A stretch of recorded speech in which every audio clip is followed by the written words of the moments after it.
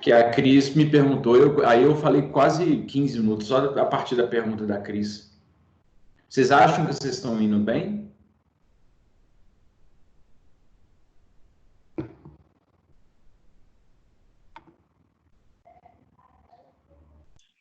Tipo assim, né?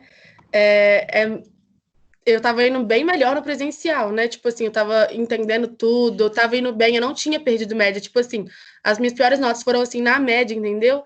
E tudo mais. E aí agora, tipo, eu tô me sentindo meio perdida, assim, sabe? Só que é muito ruim esse sentimento, né? Porque a gente não sabe, a gente nunca sabe o que vai acontecer, tipo, no dia de amanhã. Só que agora eu tô me sentindo muito mais perdida, porque, tipo assim, nem cientista, médico e tal, sabe, né? Que pode vir e aí a gente fica muito apreensivo e tudo mais, e aí eu tô muito ansiosa, e aí, né? Mas eu tô tentando me organizar, assim. Você tem conseguido dormir bem? Sim, eu tô dormindo tarde, mas eu tô dormindo bem, o meu sono tá bom. Tá regular. É. Porque uma das coisas que tem acontecido bastante com os adultos, de uma forma geral, é que não estão conseguindo dormir bem. Eu estou conseguindo dormir bem, na verdade, porque, na verdade, estou trabalhando tanto, chega à noite assim, eu já não consigo produzir mais. Porque eu, além de, né, de fazer as aulas todas, as postais, produção de material, tenho que cuidar aqui da casa, né? Porque minha esposa é enfermeira, está trabalhando no hospital. Então, e quando ela chega, já chega num estado de exaustão, que elas tomam banho e vai dormir, porque ela está muito cansada. Então, eu estou fazendo tudo. Eu tenho que limpar a casa, tenho que fazer o almoço, tenho que arrumar a cozinha, tenho que fazer tudo e tenho que fazer as postagens todas, né? Tem que estar aqui bem, tranquilo. E aí chega a noite eu já estou assim, aí eu durmo. Mas eu acordo cedinho, cinco e pouquinho já estou de pé para fazer as coisas. Aí eu vou num ritmo assim frenético, até a noite. Enfim. Mas é isso, a gente não sabe o que vai acontecer. A gente não vê a luz no fim do túnel, né? Essa que é a questão. Porque se a gente visse, aí a gente tinha uma projeção, né? A gente não tem como projetar nada. Fazer o quê? Vai projetar, vai para onde? A gente vai voltar, ter aula presencial? Não vai ter, enfim. Bem, a Laura falou, bom dia, me desculpa atrás, estava ajudando. Tá. Ô, Laura, você perdeu a nossa conversa. Perdeu a nossa conversa. Nossa conversa foi ótima. Conversa muito boa. Nossa, eu não queria ter perdido, Edmar. Não queria ter perdido a conversa. Era sobre o quê? A Carol até chorou, tadinha. Não, é porque na verdade. Não. Oi, É porque a Edmar. gente estava falando sobre esse momento. Pode falar, Luísa. Da pandemia? Você tava brincando aí que a Carol tá chorando, mas ontem, quando você tava contando a sua história, eu chorei, porque eu fiquei emocionada. A ontem do Ennio Morricone, né? Da música, né? Aquilo eu tive que me segurar para não chorar, na verdade. E essa semana, especialmente São assim, emotivas. eu tenho chorado quase todos os dias, na verdade. Enfim, aí Também. porque. Tudo tá fico muito emotiva com tudo. Minha mãe fala, obrigada. Eu já. Eu sempre fui assim, mas na quarentena tá mais também. Eu chorei. Né? Eu não cheguei a chorar, mas o meu olho encheu d'água. Eu fiz nunca tinha feito. Eu fiz um fricassê, acho que no sábado. Foi no sábado, eu fiz um fricassê. Fricassê é fácil, bem fácil de fazer, né? Mas eu fiz um fricassê, aí eu caprichei assim no tempero, aí ficou gostoso. Aí os meus filhos, os dois, né? O meu casal que tem aqui, eles repetiram, gostaram, e aí meu filho, meu papai tá tão gostoso. E minha esposa também repetiu. Minha esposa come muito pouquinho. E aí ela foi repetir, aí eu olhei, e quando ela chegou com o segundo prato e meu filho falou que estava gostoso, aí eu olhei para a televisão e o olho encheu d'água, assim. É bom, né? Saber que algo que você faz impacta positivamente a pessoa, vai fazer um bem para a pessoa, né? Isso é muito bom. É muito assim. Eu postei um vídeo cantando esses dias. Na verdade, eu tô cantando muito essa quarentena, né? Aí, por causa, enfim, porque eu tô tendo mais tempo, né? Aí as pessoas estão comentando muito, tipo, ai, achei lindo e tal. Teve um dia que eu cheguei no meu quarto, eu chorei tanto, porque as pessoas estão gostando de eu cantando, juro. Aí Ixi, eu travou. Vocês perderam também a voz Mas não da tem como Carol? não Ou só gostar foi de eu? você Ixi, cantando, minha Cacá. conexão. A minha conexão que deu a falha aqui. é a sua, porque aqui tá de. Eu vi. Tá travando, pessoal? Tá, vocês estão me ouvindo robotizado aí? Porque apareceu Eu os tô te símbolos. ouvindo normal. Ótimo, então graças a Deus. É porque quando aparece o símbolozinho, o triângulo vermelho aqui, eu fico desesperado. Mas eu vi você tocando piano. Tem uma música que você estava tocando, eu acho que, não sei se é o último. Que música? Ah, não vou lembrar qual música é. Mas eu gostei muito. Foi a Anunciação. Não, não era uma música gospel, não. Era uma música. Não era gospel, não. Eu esqueci o ritmo dela agora. É de festa junina. Ah, então tá bom, gente. Olha só. Nossa, que bom, viu? Vocês não fazem ideia o quanto que eu ouvi vocês falando da vida de vocês, enfim. Para mim, foi boa essa conversa para mim. Deu uma alegria, assim, deu uma aquecida no coração. Obrigado, viu, meninos? Então vamos agora para a parte pesada, hardcore, que eu vou tentar fazer da forma mais leve possível, tá? Por favor. Então, qual é o combinado? Eu vou deixar atividades e vou deixar também na postagem para segunda-feira. Eu vou deixar uma atividade especificamente sobre esse conteúdo que a gente está trabalhando. E aí vocês façam. Eu já vou deixar também o gabarito, mas aí a gente, na quarta-feira, a gente retoma isso. Aí eu confiro as respostas, enfim, mas eu peço do fundo do meu coração que, por favor, façam essa atividade. Vai estar disponível já a partir de amanhã, sexta-feira, né? Eu coloco lá à tarde. Desculpa. Mas aí vocês podem fazer ao longo do final de semana, mas oficialmente a postagem é referente à segunda-feira. Então aí vocês vão ter até quarta-feira para fazer a atividade, aí a gente corrige junto, e aí quinta-feira a gente vai fazer uma atividade de avaliação da aprendizagem, que é um formulário, que aí eu vou colocar o link aqui, vocês vão clicar no link e vão responder as questões durante a aula. Inclusive eu vou ficar aqui enquanto vocês estão respondendo. Aí vocês respondem as questões lá e aí tira a dúvida comigo, tal, consultem o material que vocês tiverem, porque o importante enfim, vocês se desafiarem com a atividade, mas a gente aprender junto. Essa é a finalidade da questão. Bem, então eu vou compartilhar minha tela aqui com vocês e aí a gente vai falar de alguns assuntos interessantes assim. Alguns eu vou passar bem rapidinho, que são coisas muito específicas dos Estados Unidos, mas tem coisa que eu vou demorar um pouco mais, são as coisas mais interessantes. Qualquer coisa que travar, vocês, por favor, me avisem, tá? Porque eu não consigo ver o chat aqui. Bem, então, aí a gente vai analisar um pouco os Estados Unidos depois da independência, né? E aí alguns fatos são importantes. Primeiro, vai acontecer uma segunda guerra de independência, que foi a guerra que aconteceu em 1812, entre 1812 e 1814, mas principalmente em 1812.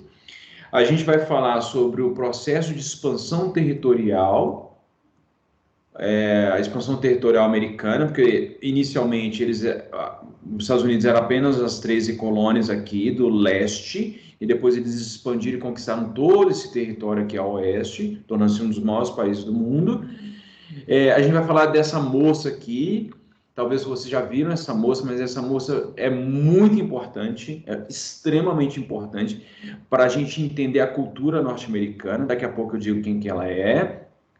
A gente vai falar dos indígenas e, se der tempo, a gente fala da Guerra de Secessão. Mas se a gente chegar aqui nos indígenas, tá ótimo, tá? Eu falo demais, e aí qualquer dúvida vocês me chamem aqui, tá? Aí vocês ligam o microfone e me acionem.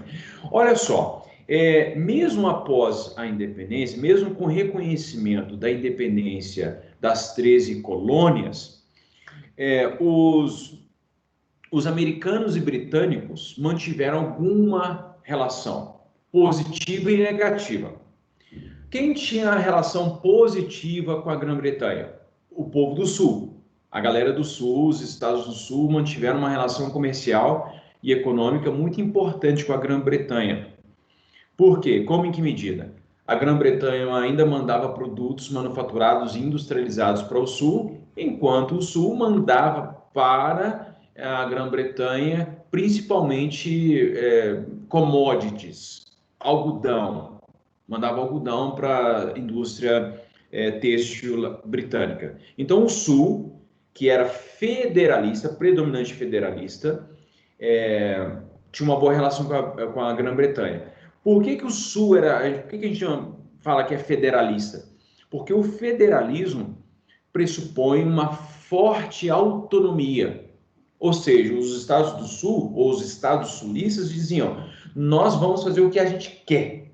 E ninguém vai ficar interferindo aqui em nós, não. Então, os federalistas bateram muito nesse ponto da autonomia, mantendo uma relação comercial importante com a Grã-Bretanha.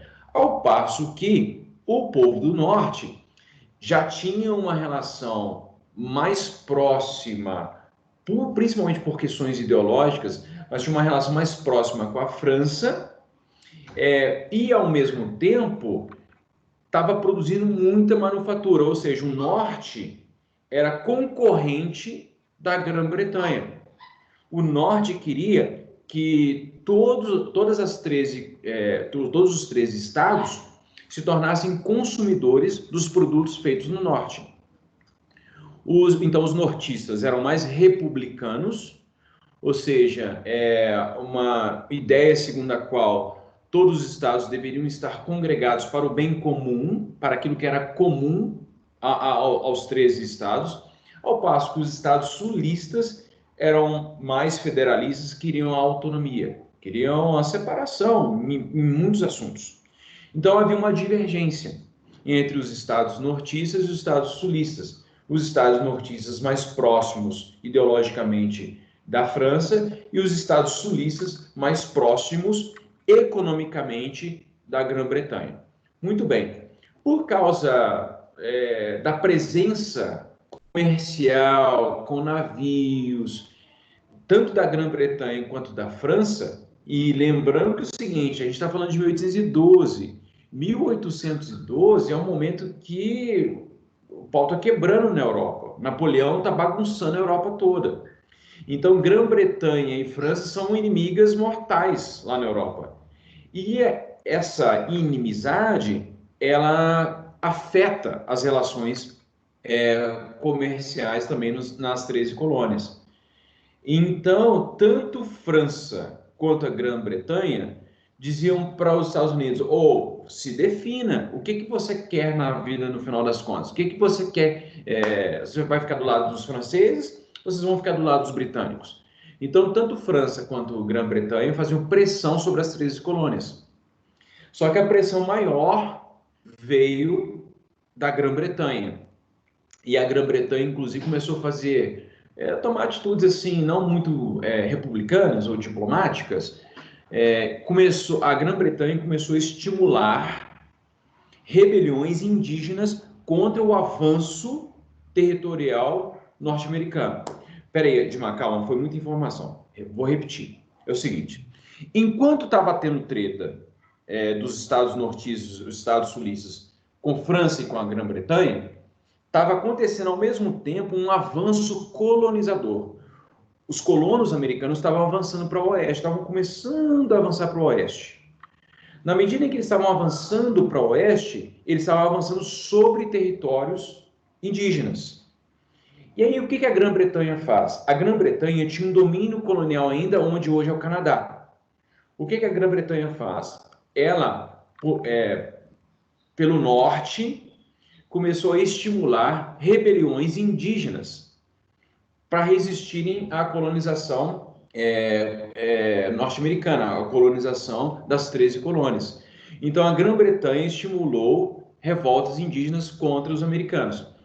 Aí os americanos percebendo que aquela situação, principalmente os nortistas, percebendo o que a Grã-Bretanha estava fazendo, os Estados Unidos declaram guerra à Grã-Bretanha. E essa guerra vai acontecer em 1812.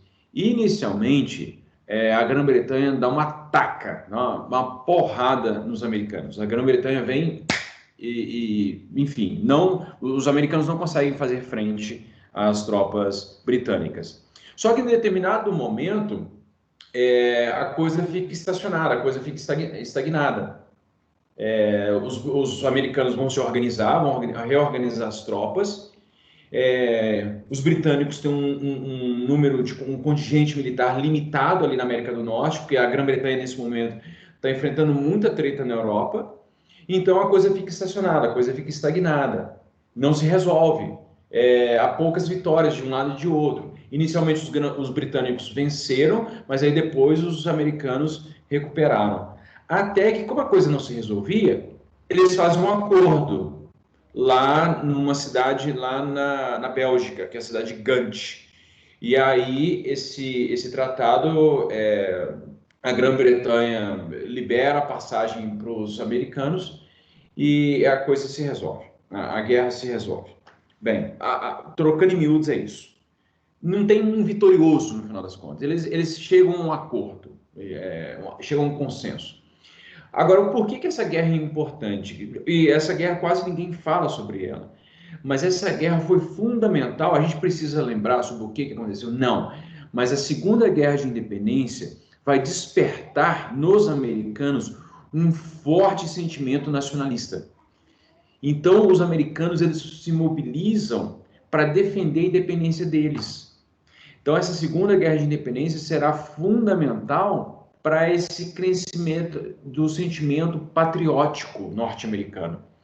Peraí, a gente conquistou a nossa independência naquela guerra lá de 1776 a 1783. Agora vocês vão atrapalhar o negócio aqui? Não, senhor. Então os americanos se empenham na vitória contra a Grã-Bretanha. Beleza, resolveu, a situação ficou tranquila para os americanos. O que os americanos começam a fazer? Vamos expandir o nosso território para o oeste. O famoso Far West, ou Faroeste, aportuguesando, né, por um negócio. Começam o Far West. E aí esse Far West ele tem umas peculiaridades interessantes, assim, porque alguns territórios são cedidos e alguns territórios são conquistados em guerra, né? Então, você tem, por exemplo, esse território, principalmente aqui do meio oeste, não é meio oeste, não, é aqui no início aqui do meio dos Estados Unidos, esse território, ele é conquistado na Guerra dos 7 Anos, aquela guerra ainda que tinha antes da independência. Então esse território aqui ele foi conquistado, ele começou a ser invadido na Guerra dos 7 Anos, e a consolidação do domínio norte-americano sobre ele se dá num longo período de mais de 30 anos, que aí eles vão solidificando a conquista. Em 1803, a França, que era parceira das colônias do norte, vai dar o território, vai conceder esse território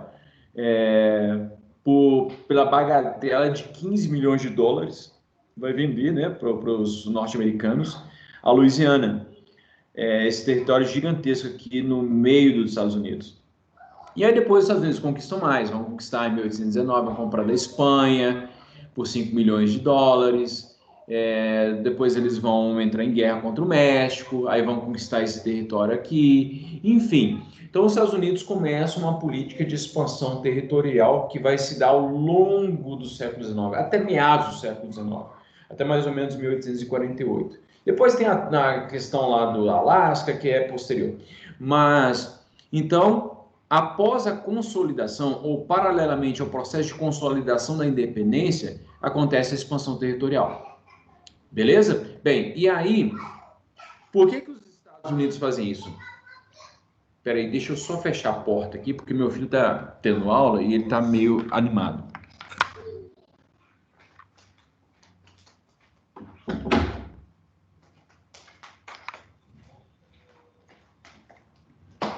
Bem, aqui chega na moça. Essa moça é a Colômbia. Essa moça aqui é a Colômbia. Não sei se vocês já viram essa moça. Mas essa é a Colômbia. Prazer, Colômbia, segunda série, Colômbia. E o que ela representa? Ela representa o destino manifesto. Edmar, o que é o destino manifesto? O destino manifesto é a ideia segundo a qual os Estados Unidos tinham a vocação de conquistar o mundo selvagem. É a missão dada por Deus para que os americanos conquistassem o mundo selvagem, levando para o mundo selvagem a prosperidade, a civilização, a luz. Percebam que, eu não estou com a minha caneta, oh meu Deus do céu, percebam que aqui no lado esquerdo, onde eu estou passando a setinha aqui, está mais escuro, e aqui na parte direita está mais claro. Essa parte direita aqui é a parte da civilização, onde a luz já chegou, onde a civilização já está próspera. E agora é preciso avançar com a civilização sobre o mundo, sobre a wilderness, a selvageria, o mundo selvagem, o mundo não civilizado. E aí, o que simboliza a civilização nesse momento? O trem. O trem aqui, ó, nós temos 3 linhas de trem, uma aqui em cima, outra aqui no meio e outra aqui embaixo.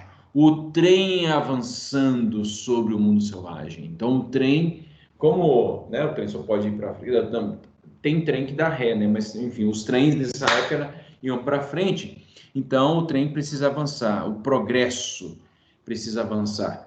E a Colômbia também está levando aqui em suas mãos uma linha de telégrafo. E o telégrafo também representava o desenvolvimento tecnológico, de comunicação, ou seja, a civilização. Então, ao mesmo tempo que a Colômbia está liderando, ela está levando a luz para a selvageria, você tem aqui também embaixo alguns conquistadores, os colonos. Você tem aqui com carruagem, você tem aqui o moço com um chicote na mão, batendo nas vaquinhas, tadinhas. Aqui tem um outro moço, também com uma carruagem, batendo aqui nos cavalinhos. Você tem aqui um outro moço com um cavalinho também correndo, né?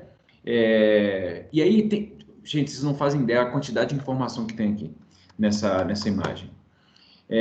Bem, então o mundo da civilização representado pela luz está avançando sobre as trevas, avançando sobre o mundo não civilizado, sobre o mundo selvagem. E o mundo selvagem, ele é representado pela escuridão aqui. Pela escuridão. E o que tem nesse mundo selvagem? No mundo selvagem tem os bisões, que era o bisão era uma das principais fontes de alimentação das populações indígenas. Existia uma população de bisão, búfalo, né? Gigantesca em todos os Estados Unidos.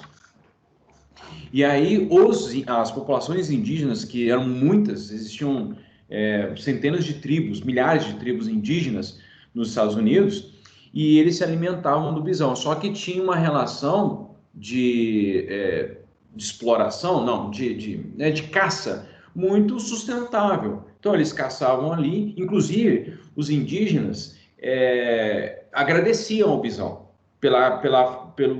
por terem fornecido para eles a carne. Tem um livro maravilhoso e muito triste, que eu acho que eu nem recomendo vocês lerem agora, tem disponível aí na internet, que é Enterre Meu Coração na Curva do Rio. Esse livro trata da colonização norte-americana na perspectiva dos indígenas. Cara, e tem cada passagem triste, mas triste, de engano, enfim. Agora, tem um filme muito bonitinho, muito bonitinho não, um clássico, né?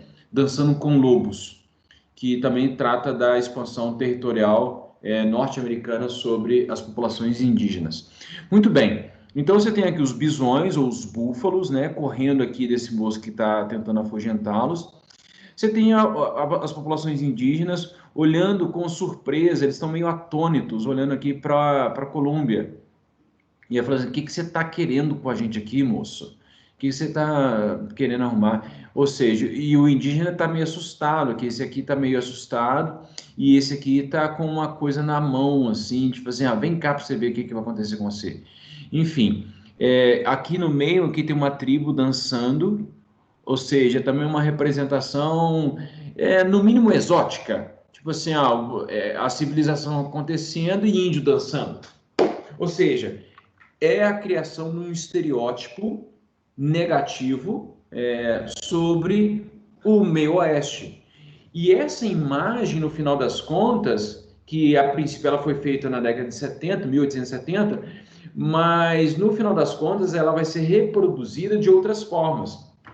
Não exatamente a imagem, mas a cultura popular norte-americana, principalmente cinematográfica, vai criar uma série de filmes mostrando justamente ou representando o homem branco vocacionado, o homem branco civilizador, o homem branco que precisa levar a civilização e o indígena mal educado, o indígena bobo, preguiçoso, o indígena que não fazia nada. E essa criação imagética, essa criação vai justificar, no final das contas, para toda a cultura norte-americana, a dizimação, o genocídio que foi feito contra a população indígena.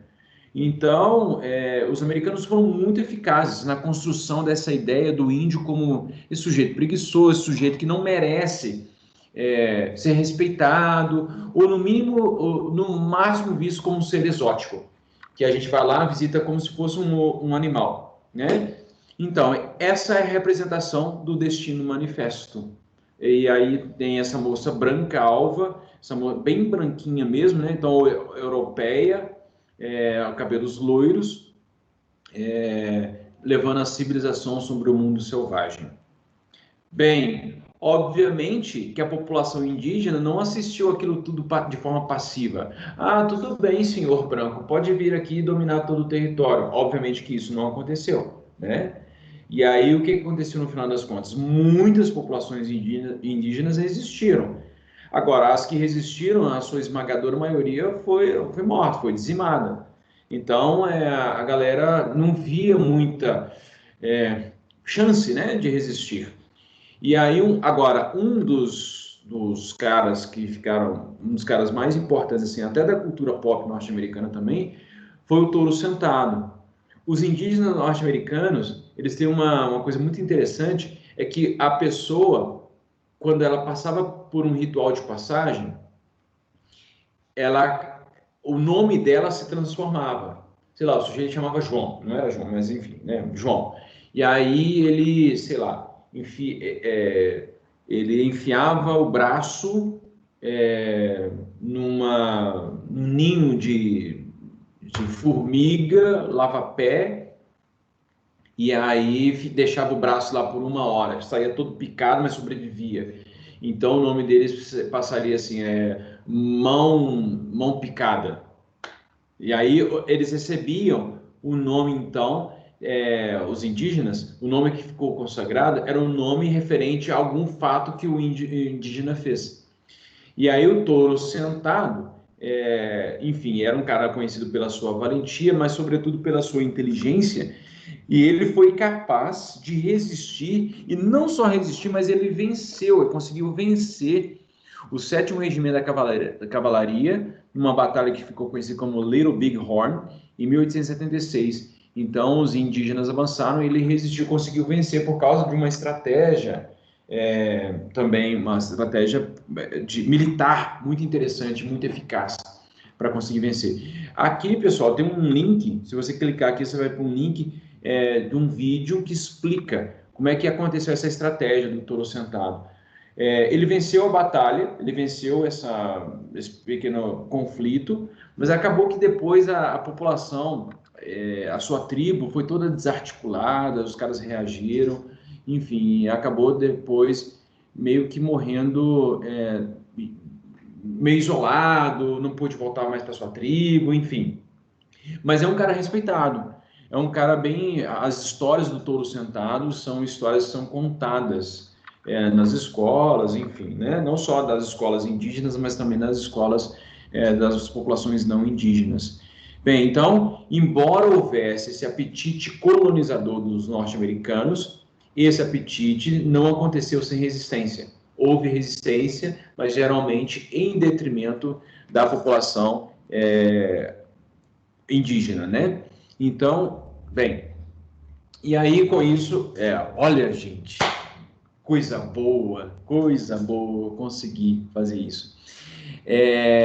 Então, o que vai acontecer? Eu vou colocar, pessoal, uma atividade que vai abranger aqueles conteúdos do processo de independência e vou colocar também atividades correspondendo a esse processo de início de expansão territorial norte-americana. Eu não vou entrar aqui na Guerra de Secessão, porque a Guerra de Secessão ela tem muito detalhe, tem muita implicação depois.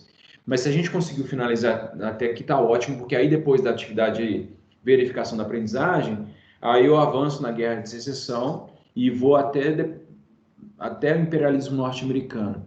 E aí a gente vai trabalhar, inclusive, com determinados assuntos que a gente, geralmente, no presencial, a gente não consegue trabalhar. Eu não me recordo da vez que eu consegui chegar com a segunda série até o imperialismo norte-americano. Mas, enfim, a gente vai chegar porque vai ser o nosso próximo assunto, tá? Bem, povo de Deus, vocês estão aí? Vocês estão aí? Vocês estão bem? Vocês estão tranquilos aí? Teve alguém que se manifestou? Estamos. Muito bem. Gente, vocês têm alguma dúvida? Vocês têm alguma questão? Tem alguma coisa, algum outro comentário que vocês gostariam de fazer? Porque se vocês não tiverem, aí a gente já está com os nossos combinados, as postagens para segunda-feira, então já vão consumir. Eu peço, por favor, eu clamo, peço, por favor, que façam a atividade. Tem algumas questões de múltipla escolha lá e também algumas questões dissertativas.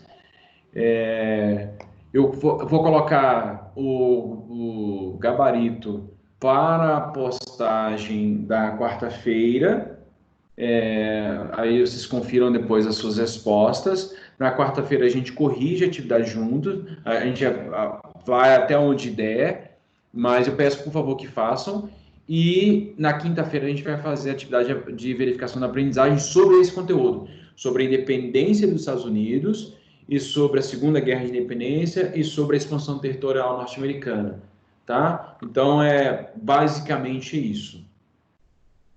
Beleza, moçada? Então, se não tem mais nada para fazer, eu vou encerrar aqui, porque senão eu vou começar a falar aqui e depois eu avanço no horário e não precisa a gente avançar no horário. Tá tudo certo, tudo tranquilo. Tá bom? Então, até parar a gravação aqui.